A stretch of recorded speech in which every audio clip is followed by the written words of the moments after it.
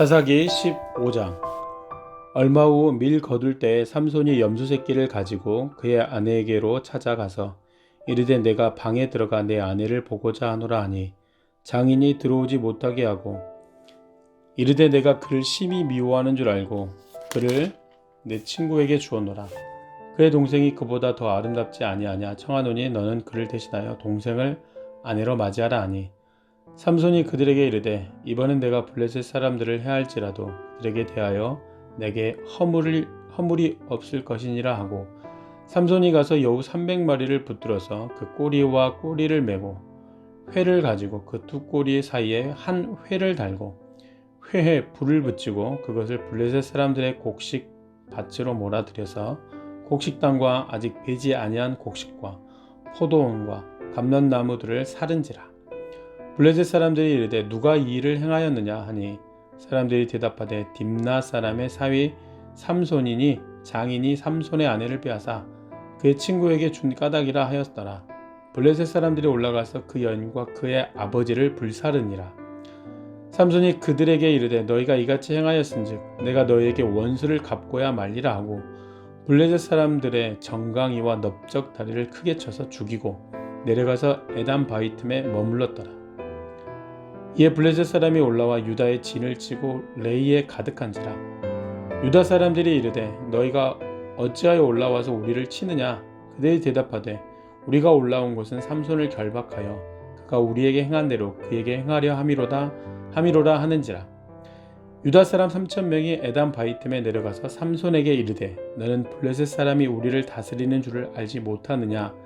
내가 어찌하여 우리에게 이같이 행하였느냐 하니 삼손이 그들에게 이르되 그들이 내게 행한 대로 나도 그들에게 행하였노라 하니라.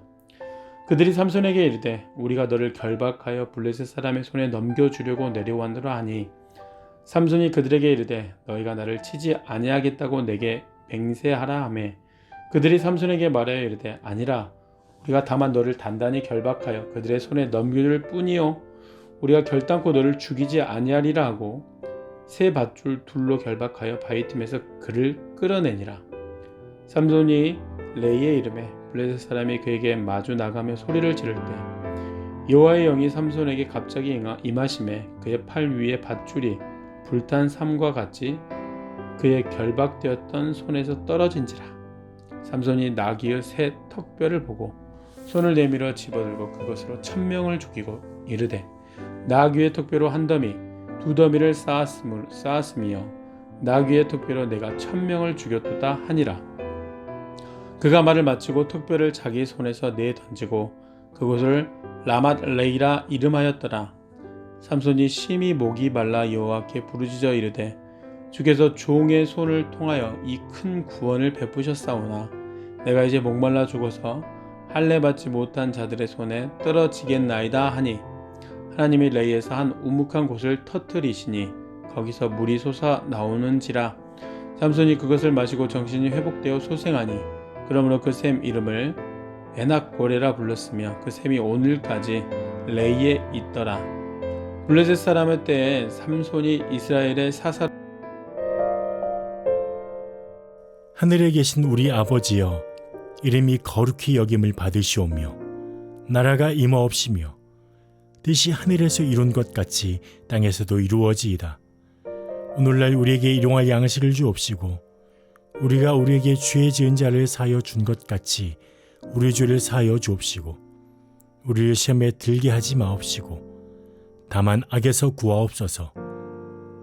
대개 나라와 권세와 영광이 아버지께 영원히 있사옵나이다.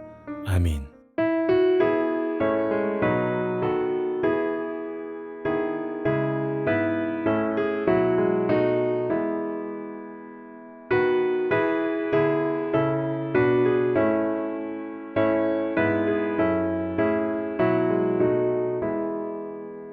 참 사람 되신 말씀 하늘의 지혜요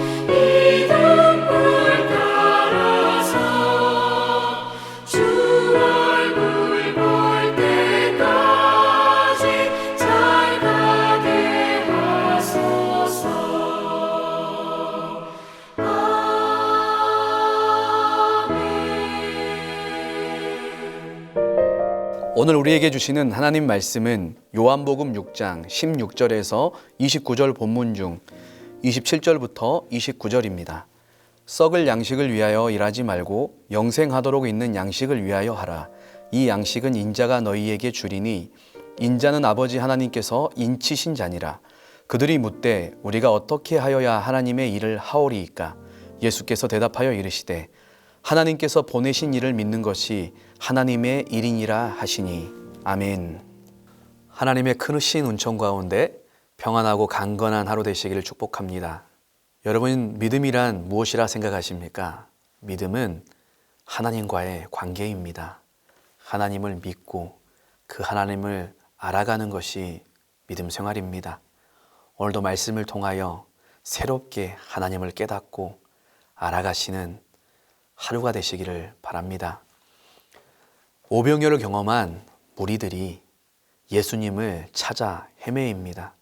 24절에 보니까 무리가 거기에 예수도 안 계시고 제자들도 없음을 보고 곧 배대를 타고 예수를 찾으러 가버나움으로 가서 지금 예수님을 적극적으로 계실 만한 곳을 샅샅이 뒤지고 있고 결국은 못 찾자 배를 나눠 타고 갈릴리 바다를 건너서 가버나움으로 가고 있습니다. 그리고 가버나움에 가서 드디어 예수님을 이들이 만납니다. 그런데 이들을 향하여 예수님이 이렇게 말씀하십니다. 너희가 나를 찾는 것은 표적을 본 까닭이 아니요 떡을 먹고 배부른 까닭이로다. 썩을 양식을 위하여 일하지 말고 영생하도록 있는 양식을 위하여 하라. 선뜻 잘 이해가 되지 않죠. 도대체 무엇이 썩을 양식이고 무엇이 영생을 위한 양식인가? 예수님께서 그들이 자신을 찾는 이유에 대해 26절에 떡을 먹고 배부른 까닭이다라고 합니다. 떡을 위해서 왔다라는 것이죠. 그렇다면 문자적인 것처럼 정말 이들이 매일매일 공짜로 주시는 떡을 먹기 위해서 왔다라는 의미일까요? 물론 그런 의미가 포함될 수 있지만 그런 의미가 아닙니다. 이 무리들이 예수님께 이렇게 왜 열광했습니까? 이 오병이어라는 사건을 통하여 하나님께서 마지막 때에 보내실 모세와 같은 그 선지자 메시아, 그가 오셔서 500년 가까이 이방의 압제, 현재는 로마의 압제를 받고 있는 그들을 정치적으로 독립시켜 줄 것이라고, 그러한 메시아로 그들이 이해하고 있었습니다. 그래서 자신들이 그토록 갈망하는 이 일을 위해서 예수님을 왕으로 만들고 싶어 했죠. 갈릴리 무리들이 예수님을 왕으로 삼아서 그들이 이렇게 기대하고 있는 정치적인 독립을 이루어내려고 하는 그 일을 썩을 양식을 위한 일이라고 예수님이 말씀하신 것입니다. 그 일이 중요하지 않은 일이거나 가치가 없는 일이 아니죠. 그 일 자체로 고상한 일이고 중요한 일이라고 할지라도 영생하는 양식이 아니었기 때문에 주님이 말씀하고자 하시는 영원한 양식과 비교해 보았을 때 썩을 양식이라고 주님은 말씀하고 계시는 것입니다. 내가 설정해 놓은 인생의 목적을 위해서라면 예수님, 하나님을 도구처럼 수단화할 수 있는 것이 죄성을 가진 우리 인간입니다. 바로 그와 같은 자세로 살아가는 것을 주님이 썩을 양식을 추구하는 삶이라고 말씀합니다. 이러한 삶은 늘 영적인 굶주림과 허기짐이 있죠. 그렇다면 주님이 말씀하시는 반대로 영생하는 양식은 도대체 무엇인가? 이 사람들이 물어봅니다. 그 영생하게 하는 그 일, 그 하나님의 일을 어떻게 해야 합니까? 그러자 29절에 주님이 답변하시죠. 하나님께서 보내시는 일을 믿는 것이 하나님의 일이니라. 하나님이 보내신 그 주님을 믿는 것이 영원한 양식을 추구하는 것이라고 말씀하고 있는 것입니다. 주님을 믿는다라고 하는 것은 그분과의 인격적인 관계를 통하여 그분 안에서 주님을 사랑하는 일상의 삶을 살아가는 것을 말하는 것이죠. 그렇다면 영생을 위한 양식, 하나님이 보내신 자 예수 그리스도, 그분은 과연 누구이신가 하는 것입니다. 16절부터 21절에 그것에 대해서 말씀해 주고 있습니다. 하나님께서는 이 예수님을 통하여서 그것을 말씀해 주고 있는데, 예수님께서 자신을 왕으로 삼고자 하는 무리들을 피하여 홀로 산으로 가시죠. 가시면서 이 제자들을 재촉해서 그 무리들과 속히 분리시켜서 갈릴리 바다로 보내십니다. 마가복음에 나옵니다. 예수님이 왜 제자들을 이 무리들과 이렇게 분리시키려고 하셨을까요? 그 무리들이 보내는 열띤 팬심, 이것에 제자들이 영향을 받거나 동요하게 하지 않기 위해서, 그리고 또한 그들에게 또 다른 제자 훈련을 하기 위해서 그렇게 하셨습니다. 바다로 간 제자들, 예수님 없는 그들이 무엇을 만나고 있습니까? 바람과 파도, 풍랑을 만납니다. 정확한 시간은 알 수 없지만 마가복음에 보니까 새벽 3시, 4시까지 온종일 밤새도록 그들이 노를 저으며 풍랑과 파도와 싸우고 죽을 지경까지 되었습니다. 그럼에도 이 바람과 파도를 이겨낼 수 없었죠. 그 상황 가운데 예수님께서 그들을 찾아오셨습니다. 예수님이 찾아오실 때 어떻게 찾아오셔야 되나요? 똑같이 배를 타고 오시는 게 맞죠. 그런데 오늘 성경 본문은 예수님께서 어떻게 오셨다라고 합니까? 19절에 보니까 무리를 걸어오셨다라고 합니다. 제자들이 이 모습을 바라보면서 너무 두려워했죠. 어떻게 보면 당연합니다. 왜 예수님께서는 이러한 방법을 사용하셨을까 하는 것입니다. 그렇다면 우리가 이것을 알기 위해서는 유대인들이 가지고 있는 신앙관, 세계관을 좀 살펴봐야 합니다. 유대인들은 욥기 9장 8절에 보면 그가 홀로 하늘을 펴시며 바다 물결을 밟으시며, 유대인들은 하나님은 하늘을 펴시고 바다의 파도와 물결을 밟으시는 분으로 믿고 있었습니다. 누가 하늘을 펴고 바다를 밟으시겠습니까? 그런데 오늘 그 주님이 바람이 불고 풍랑이 이는, 자신들이 결코 이길 수 없었던 그 파도치는 바다의 물결위를 밟고 오셨습니다. 무엇을 말씀하고 싶으셨던 걸까요? 나는 너희들이 생각하는 것처럼 유대인들을 그저 로마로부터 독립시켜주는 정치적인 왕이 아니다. 나는 너희들이 믿고 기대하는 하늘을 펴고 바다에 파도를 밟으며 그 백성에게 찾아오는 하나님이다. 이것을 말씀하시는 것이죠. 20절에 두려워하는 제자들에게 이렇게 말씀하십니다. 내니 두려워하지 말라. 어떻게 보면 나 예수야, 너희들 선생이야, 그러니까 두려워하지 마, 이렇게 받아들일 수 있지만 그런 의미가 아닙니다. 영어로는 I am인데 헬라어로는 에고 에임입니다. 나는 나다, 나는 스스로 있는 자다 라는 뜻이죠. 하나님께서 나를 나다, 스스로 있는 자다라고 가르쳐 주셨던 적이 있습니다. 바로 출애굽기 3장에 보면 모세에게죠. 제가 이스라엘 백성들에게 하나님의 이름을 무엇이라고 할까요? 라고 했을 때 하나님께서 나는 스스로 있는 자니라 라고 말씀하셨죠. I am who I am.